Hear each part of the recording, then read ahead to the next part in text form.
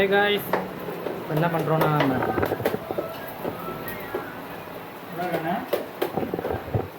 ஸ்மார்ட்டாக இருக்கீங்க bro. Button பண்ணி போடு.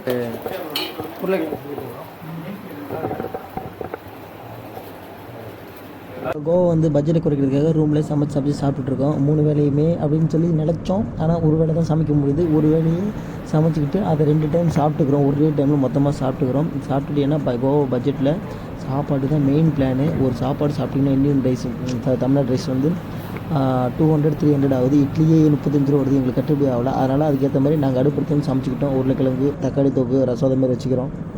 ஃப்ரெண்ட்ஸ், ஃபைனலி இந்த ரூமில் இந்த ட்ரிப்பு முடிச்சாச்சு. 2 நாள் இந்த ரூம் நல்லபடியாக செலிப்ரேஷன் பண்ணியாச்சு.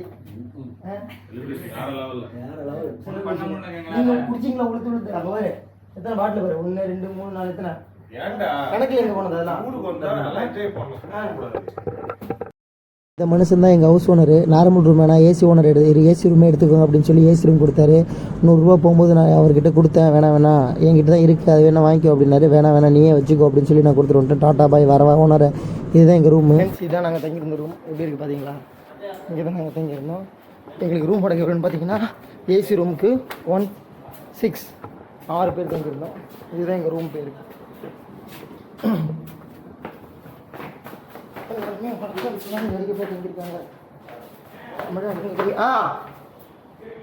ஃப்ரெண்ட்ஸ், ஒரு வழியாக ரூம் வந்து நான் வெக்கேட் பண்ணிவிட்டேன். இங்கே கோவாவில் பொறுத்தளவுக்கு 12 ஹவர்ஸ் ரூம் ரெண்ட்டு. அதனால் 12 ஹவர்ஸ் முடிஞ்சோடனே ரூமை நான் வெக்கேட் பண்ணிவிட்டு கார் அப்படியே ஓட்டிட்டு போகும்போது அப்படியே கொடுத்துட்டு பஸ் எல்லாம் பிளான் பண்ணிவிட்டோம். நம்ம சேனலில் ஷார்ட்ஸ் மட்டும் தான் போடுவோம். மறக்காம லைக் அண்ட் சப்ஸ்கிரைப் பண்ணுங்கள். டாட்டா பாய் பாய். நான் உங்கள் ட்ரிப் மேக்கர்.